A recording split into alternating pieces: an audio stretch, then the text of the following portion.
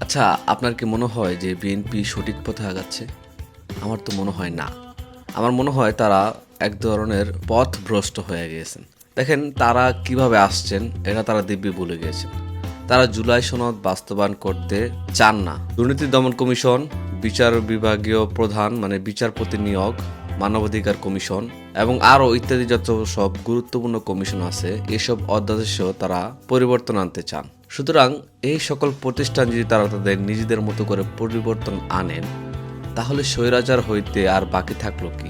দেখেন, আওয়ামী লীগ বিভিন্নভাবে বিভিন্ন প্রতিষ্ঠান তাদেরকে সাপোর্ট দিয়েছিল বলেই গত 17 বছর তারা টিকে ছিল।